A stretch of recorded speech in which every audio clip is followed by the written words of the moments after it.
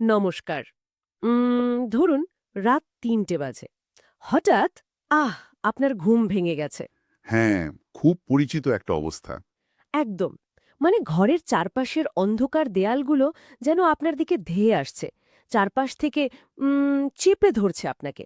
মনটা অকারণে এক অদ্ভুত ভয় আর চিন্তায়, মানে যাকে আমরা অ্যাংজাইটি বা প্যানিক বলি আরকি, তাতে মারাত্মক অস্থির হয়ে উঠেছে। হ্যাঁ, তখন তো মনে হয় যে কাল সকালের মিটিং বা পুরনো কোনো ভুল বা ভবিষ্যতের অনিশ্চয়তা সব যেন একসাথে মাথার ভেতর হাতুড়ি পেটাচ্ছে। ঠিক, ঠিক।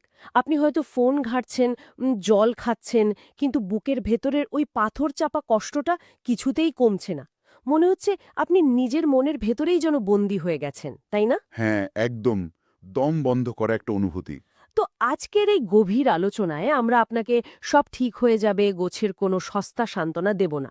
আমাদের কাছে আছে দুটি অত্যন্ত প্রাচীন এবং আ শক্তিশালী অদ্বৈত বেদান্ত টেক্সট। একটা হলো দৃগ্দৃশ্য বিবেক আর অন্যটা হলো বিবেক চূড়ামণি। দারুণ দুটো টেক্সট। হ্যাঁ, তো আমাদের মিশন হলো এই প্রাচীন দর্শন থেকে এমন এক পদ্ধতি খুঁজে বের করা, যা আক্ষরিক অর্থেই আপনার মনকে এই বন্দিশালা থেকে মুক্ত করতে পারে। পরিস্থিতিটা যদি আমরা একটু আ বৃহত্তর দৃষ্টিকোণ থেকে দেখি, মানে একটু বিগ পিকচারটা দেখি, তাহলে বুঝতে পারবো যে এই মানসিক ক্লান্তি বা স্ট্রেস আ আধুনিক যুগের কোনো নতুন আবিষ্কার একেবারেই নয়। তাই, মানে আমরা তো ভাবি সোশ্যাল মিডিয়ায় সব নষ্টের গোড়া। না, আসলে আপনি যে রাত ৩টের ওই নিঃসঙ্গ প্যানিক অ্যাটাকের কথা বললেন, হাজার, হাজার বছর আগেও মানুষ ঠিক এই একই শূন্যতা আর যন্ত্রণায় ভুগত।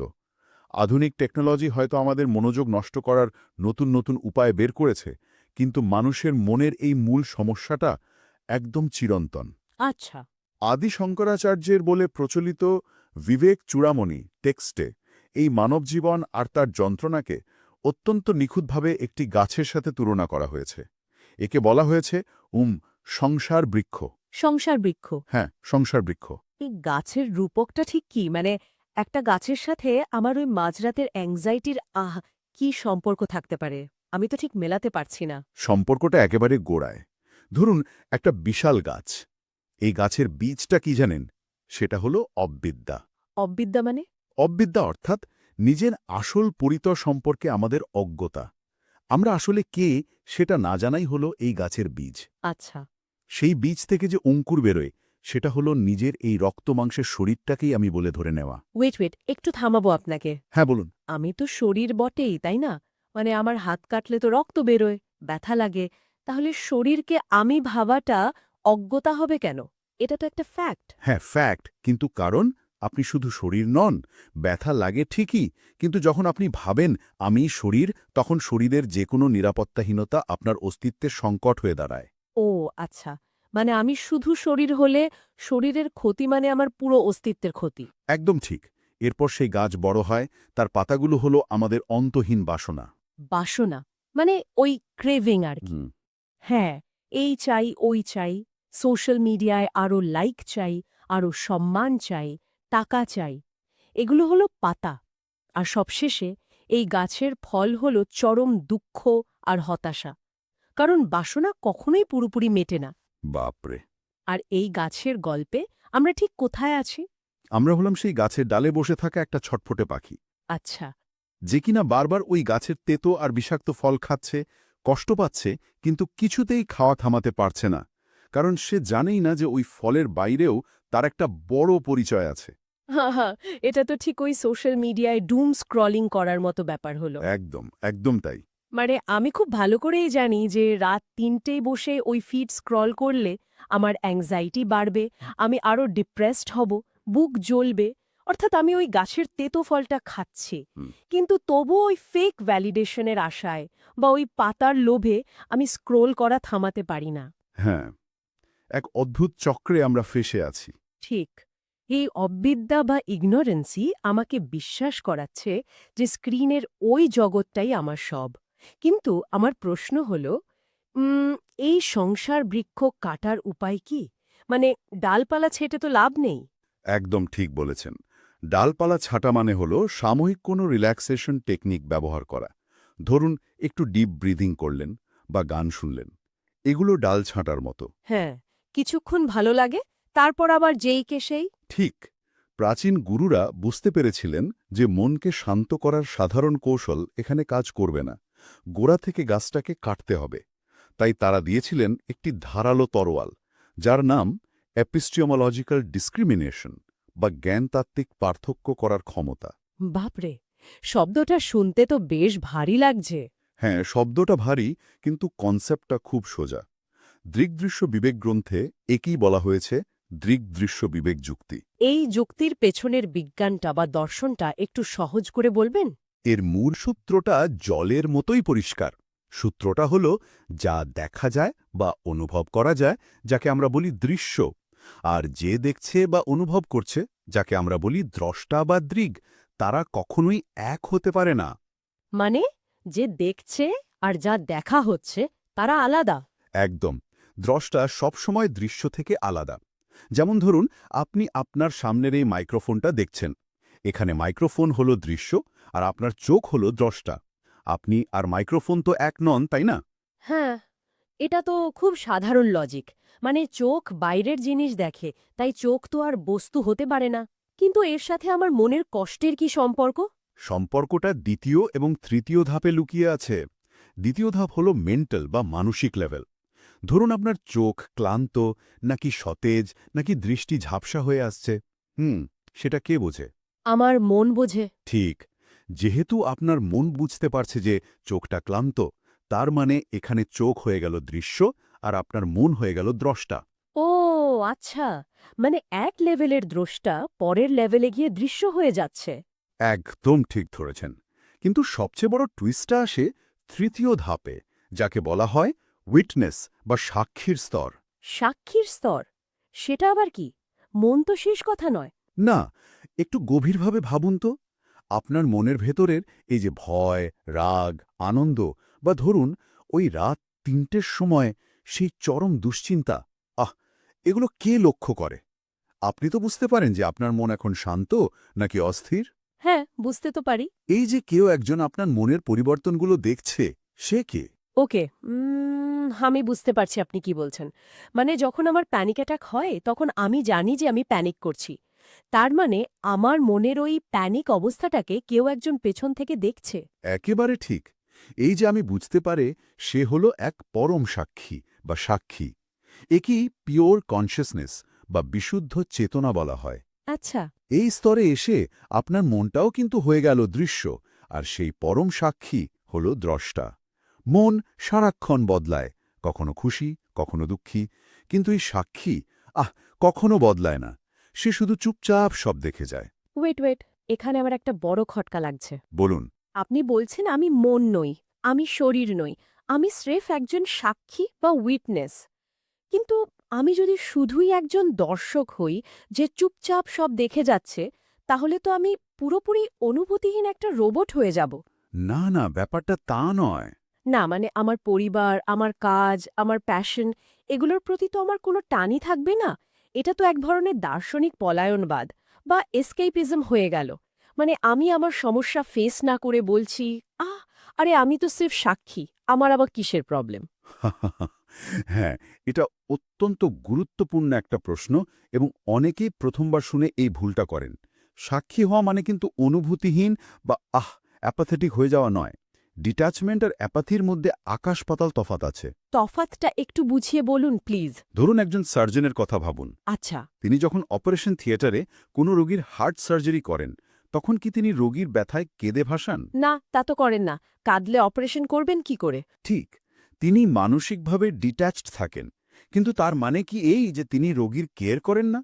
তিনি তো চরম যত্ন এবং ফোকাস নিয়ে কাজটা করেন, কারণ তিনি আবেগে ভেসে যাচ্ছেন না। ও মাই গড, হ্যাঁ। ঠিক একইভাবে, যখন আপনি নিজেকে সাক্ষী হিসাবে উপলব্ধি করবেন, তখন আপনি আপনার পরিবারের প্রতি আরও বেশি যত্নশীল হতে পারবেন। কারণ তখন আপনার নিজের ইগো, নিজের ভয় বা ইনসিকিউরিটিগুলো আপনার কাজের মাঝে বাধা হয়ে দাঁড়াবে না। আপনি আবেগের দাস না হয়ে আবেগকে সঠিক জায়গায় ব্যবহার করতে শিখবেন। বাহ, দারুণ একটা পয়েন্ট ধরলেন। অর্থাৎ আমি সিনেমা হলের দর্শকের মতো। আমি স্ক্রিনে চলা সিনেমাটা উপভোগ করছি, হাসছি, কাঁদছি, কিন্তু আমি জানি যে ওটা স্ক্রিন মাত্র। পর্দায় যখন হিরো মার খাচ্ছে, তখন আমি সিটে বসে নিজের বুকে হাত দিয়ে ব্যথায় কুঁকড়ে যাচ্ছি না। একদম পারফেক্ট উপমা। কিন্তু তাও আমি জানি, আমার মনের ভেতরে ওই অ্যাংজাইটিটা যখন আসে, উম তখন সেটা ভীষণ রিয়েল মনে হয়। আমার তো তখন মনে থাকে না যে আমি সাক্ষী। যদি মন শুধুমাত্র দৃশ্য বা জড় পদার্থই হয়, তাহলে এর ভেতরে এত প্রাণশক্তি আসে কোথা থেকে? কষ্টটা এত আসল মনে হয় কেন? এখানে আকর্ষণীয় ব্যাপারটা হল চিদাভাস বা প্রতিফলিত চেতনার ধারণা। অদ্বৈত বেদান্তে এটা খুব নিখুঁতভাবে ব্যাখ্যা করা হয়েছে। চিদাভাস? হ্যাঁ, মন নিজে আসলে জড় পদার্থ, তার নিজের কোনো আলো বা চেতনা নেই। কিন্তু পরম সাক্ষীর আলো যখন মনের ওপর পড়ে, তখন মনে হয় যেন মনের নিজস্ব প্রাণ আছে। একেই চিদাভাস বলে। এটা একটু মাথার ওপর দিয়ে যাচ্ছে। আহ, কোনো উপমা দিয়ে বোঝানো যায়? অবশ্যই। ধরুন একটা মাটির পাত্রে কিছুটা জল রাখা আছে, আচ্ছা। আর আকাশে একটা বিশাল স্থির সূর্য জ্বলজ্বল করছে। ওই পাত্রে জলের ওপর সূর্যের আলো পড়ে একটা ছোট্ট প্রতিবিম্ব তৈরি হয়েছে। হ্যাঁ, এটা কল্পনা করা বেশ সহজ। একটা ছোট্ট চকচকে সূর্য জলের মধ্যে। এখন কোনো কারণে যদি পাত্রটা নড়ে ওঠে বা বাতাসে যদি ওই জলের ঢেউ ওঠে, তাহলে কি হবে? জলের ওপর পড়া সূর্যের ওই ছোট্ট প্রতিবিম্বটা কাঁপতে শুরু করবে। মনে হবে যেন সূর্যটা নিজেই ভেঙে টুকরো টুকরো হয়ে যাচ্ছে, এদিক ওদিক ছিটকে যাচ্ছে। ঠিক এটাই ঘটে আমাদের সাথে। এখানে জলভর্তি পাত্রটা হলো আপনার মন বা আপনার স্নায়ুতন্ত্র। আকাশে থাকা আসল সূর্যটা হলো আপনি, মানে সেই পরম সাক্ষী বা পিওর কনসিয়াসনেস। আর জলের ওপর পড়া সূর্যের প্রতিবিম্বটা হলো আপনার ইগো বা আপনার আমিবোধ। ও মাই গড! তার মানে রাত ৩টের সময় যখন আমার প্যানিক অ্যাটাক হয়, তখন আসলে আমার স্নায়ুতন্ত্র বা মনের জলে ঢেউ উঠেছে। হ্যাঁ, আর আমার ইগো ওই ছোট্ট প্রতিবিম্বটা ভেবে বসেছে যে সে নিজেই ভেঙে টুকরো টুকরো হয়ে যাচ্ছে। সে চিৎকার করে বলছে, গেল, গেল, আমি মরে গেলাম, আমার ভবিষ্যৎ শেষ। অথচ আসল সূর্যটার তো কিছুই হয়নি। সে আকাশে দিব্যি শান্ত হয়ে বসে আছে। একদম ঠিক ধরেছেন। আপনি ওই প্রতিবিম্বটার সাথে নিজেকে গুলিয়ে ফেলেছেন। আপনি ভাবছেন আপনি ওই জলের ঢেউ। বেদান্ত বলছে, যখনই আপনি বুঝতে পারবেন যে আপনি প্রতিবিম্ব নন, আপনি আকাশের সূর্য, তখনই ওই জলের ঢেউ আপনাকে আর ভয় দেখাতে পারবে না। জলের স্বভাবই হলো ঢেউ ওঠা, মনের স্বভাবই হলো চিন্তা করা, কিন্তু আপনি মন নন। এখানে একটা গ্যাকোডামে মাথা আসছে। আহ! বৌদ্ধ ধর্মে তো এই ধরনের অ্যানালিসিস আছে, তাই না? তারা তো বলে সব বাদ দিলে শেষে একটা শূন্যতা বা নাথিংনেস পড়ে থাকে। বেদান্ত কি একই কথা বলে? খুব সুন্দর একটা তুলনামূলক প্রশ্ন করেছেন। বৌদ্ধ দর্শনের অনত্ব বা শূন্যবাদের সাথে বেদান্তের একটা মৌলিক পার্থক্য আছে। পার্থক্যটা কি রকম? বেদান্ত নেতি নেতি, মানে এটা নয় ওটা নয়, এই প্রক্রিয়ায় শরীর মন বুদ্ধি সব কিছুকে দৃশ্য বলে সরিয়ে দেয় ঠিকই, কিন্তু তারা শূন্যতায় গিয়ে থামে না। তাহলে কোথায় থামে? বেদান্ত বলে সবকিছু সরিয়ে দেওয়ার পর এমন এক পরম সাক্ষীকে আপনি খুঁজে পাবেন যাকে আর অস্বীকার করা যায় না। কারণ ওই শূন্যটাকেও তো কেউ একজন দেখছে বা উপলব্ধি করছে, তাই না? যে দেখছে সেই তো আপনি। তাই এটা শূন্যতা নয়, এটা হলো পূর্ণতা। ওয়াও! থিওরিটা তো অসম্ভব সুন্দর। লজিক্যালি পুরো ব্যাপারটা মেক সেন্স করছে। কিন্তু মুশকিল হলো রাত ৩টার সময় যখন বুক ধড়ফড় করবে, তখন তো আর এই সূর্যের রিফ্লেকশনের থিওরি মনে পড়বে না। তা ঠিক। মন তো তখন ফাইট ব্যাক করবে। এই দর্শনটাকে আসলে প্র্যাকটিস করব কিভাবে? দৃগ দৃশ্য বিবেক আপনাকে শুধু থিওরি দিয়েই ছেড়ে দেয় না। সেখানে ধ্যানের ৬ প্রকার সমাধির কথা বিস্তারিত বলা আছে, যা মানুষের মনকে ধীরে ধীরে ওই সাক্ষীর স্তরে নিয়ে যায়। এর মধ্যে সবিকল্প সমাধির দুটো অভ্যন্তরীণ পদ্ধতির কথা আমি আপনাকে বলবো। অভ্যন্তরীণ পদ্ধতি মানে? মানে হলো নিজের ভেতরের দিকে ফোকাস করা। প্রথম পদ্ধতিটা হলো সবিকল্প দৃশ্য অনুর্বিদ্ধ সমাধি। এখানে আপনাকে চোখ বন্ধ করে বসতে হবে। আপনার মনের ভেতর যে চিন্তার স্রোত চলছে তা জোর করে থামানোর চেষ্টা করবেন না। মনকে তার মতো ঢেউ তুলতে দিন। আচ্ছা, তারপর? আপনি শুধু একজন সাক্ষী হিসেবে চিন্তাগুলোকে দেখুন। নিজেকে বলুন, আহ, এই চিন্তাগুলো আমার মনের মধ্যে উঠছে আর নামছে। এগুলো দৃশ্য, আর আমি শুধু একজন দ্রষ্টা। আমি এই চিন্তাগুলোর সাথে জড়িয়ে পড়ব না। কিন্তু এটা করা তো সাংঘাতিক কঠিন। আমি চোখ বন্ধ করলেই তো চিন্তাগুলো আমাকে টেনে নিয়ে যায়, মনে হয় আমি ওই চিন্তার স্রোতে ভেসে যাচ্ছি। ঠিক এই কারণেই দ্বিতীয় পদ্ধতিটা দেওয়া হয়েছে, যার নাম স্ববিকল্প শব্দ অনুর্বিদ্ধ। শব্দ মানে কোনো মন্ত্র? অনেকটা সেরকম। যখন মন আপনাকে ভয়ের দিকে টেনে নিয়ে যেতে চাইবে, তখন আপনি মনে মনে একটি শব্দের ওপর জোর দেবেন। নিজেকে বারবার মনে করাবেন, আমি এক বিশুদ্ধ, আসক্তিহীন, অপরিবর্তনীয় দ্রষ্টা। এই শব্দগুলো আপনার চেতনাকে নোঙরের মতো আটকে রাখবে। মানে যখনই আমি ফিল করব যে আমি চিন্তার সাথে ভেসে যাচ্ছি, আমি এই কনসেপ্টটা দিয়ে নিজেকে রিমাইন্ড করব যে না, আমি জলের ঢেউ নই, আমি সূর্য। একদম। এই অভ্যাসগুলো নিয়মিত করতে করতে মানুষের ব্রেন রিওয়ার হতে শুরু করে এবং একসময় মানুষ নির্বিকল্প সমাধিতে পৌঁছে যায়। নির্বিকল্প সমাধিটা ঠিক কেমন অবস্থা? এটা হলো ধ্যানের সেই চূড়ান্ত স্তর, যেখানে ধ্যানকারী এবং ধ্যানের বিষয়বস্তুর মধ্যে আর কোনো পার্থক্য থাকে না। দ্রষ্টা আর দৃশ্য মিলেমিশে এক হয়ে যায়। তখন মন সম্পূর্ণ স্থির হয়ে যায়, যেমন বাতাসীন ঘরে প্রদীপের শিখা একদম স্থির থাকে। আচ্ছা, এবার আমার মনের মধ্যে একটা খুব লজিক্যাল প্রশ্ন ঘুরপাক খাচ্ছে। বলুন। ধরুন আমি নির্বিকল্প সমাধিতে পৌঁছালাম, যেখানে দ্রষ্টা আর দৃশ্য এক হয়ে গেল। কিন্তু ধ্যান তো আর সারা জীবন চলবে না। আমাকে চোখ খুলে আবার অফিসে যেতে হবে, বিল মেটাতে হবে, ট্রাফিকে জ্যামে বসে থাকতে হবে। তখন কি হবে? আমার জাগতিক জীবন কি তাহলে পুরোটাই মিথ্যে? এই সত্যি আর মিথ্যের ব্যালেন্সটা কিভাবে হবে? হুম, খুব চমৎকার প্রশ্ন। অদ্বৈত বেদান্ত এই কনফিউশনটা দূর করার জন্যই জীবের অস্তিত্বকে ৩টে স্তরে ভাগ করেছে। প্রথমটা হলো পরমার্থিক জীব। এটা হলো পরম সত্য। একে আপনি মহাসাগর বা একদম শান্ত অসীম জলের সাথে তুলনা করতে পারেন। এটাই আপনার আসল স্বরূপ। আর আমার এই প্রতিদিনের জীবনটা কি? সেটা হলো দ্বিতীয় স্তর, যাকে বলে ব্যবহারিক জীব। এটা হলো আমাদের জাগ্রত অবস্থার সত্তা, যে অফিসে যায়, হাসে, কাঁদে, ভয় পায়। ওই জলের উপমায় ফিরে গেলে ব্যবহারিক জীব হলো মহাসাগরের বুকে ওঠা একটা ঢেউ। আচ্ছা। ঢেউয়ের কিন্তু একটা আপেক্ষিক সত্যতা আছে। সে জন্মায়, বড় হয়, অন্য ঢেউয়ের সাথে ধাক্কা খায়, আবার মিলিয়ে যায়। আপনি যখন ট্রাফিক জ্যামে বসে থাকেন, তখন আপনি ওই ঢেউ। তাহলে তৃতীয় স্তরটা কি? তৃতীয় স্তর হল প্রাতিভাসিক জীব। এটা হলো আপনার স্বপ্নের আত্মা। আপনি যখন ঘুমান তখন মনের ভেতর একটা জগৎ তৈরি হয়। সেখানে আপনি হয়তো দেখছেন যে আপনাকে একটা বাঘ তাড়া করেছে। আপনি মারাত্মক ভয় পাচ্ছেন। কিন্তু ঘুম ভাঙলে আপনি বুঝতে পারেন যে ওটা মিথ্যে ছিল। উপমায় এটা হলো ঢেউয়ের ওপর তৈরি হওয়া ফেনা। বাহ! মহাসাগর, ঢেউ আর ফেনা। কিন্তু ভেবে দেখলে ফেনা হোক বা ঢেউ, সব শেষে তো ওই জলই। জলের বাইরে তো তাদের কারোরই কোনো আলাদা অস্তিত্ব নেই। ঠিক এটাই হলো চরম উপলব্ধি। আপনি যখন জেগে ওঠেন তখন বুঝতে পারেন স্বপ্নটা মিথ্যে ছিল। কিন্তু যতক্ষণ স্বপ্ন দেখছিলেন ততক্ষণ বাঘের ভয়টা কিন্তু আপনার কাছে একদম রিয়েল ছিল। হ্যাঁ, ঘাম দিয়ে জ্বর আসার মতো অবস্থা হয়। একইভাবে বেদান্ত বলছে, যখন আপনার আত্মজ্ঞান জাগ্রত হবে তখন আপনি বুঝতে পারবেন এই জাগ্রত অবস্থার ব্যবহারিক জীবনটাও এক ধরনের বিভ্রম মাত্র। এর মানে এই নয় যে আপনাকে অফিস যাওয়া ছেড়ে দিতে হবে। হাহা, থ্যাংক গড!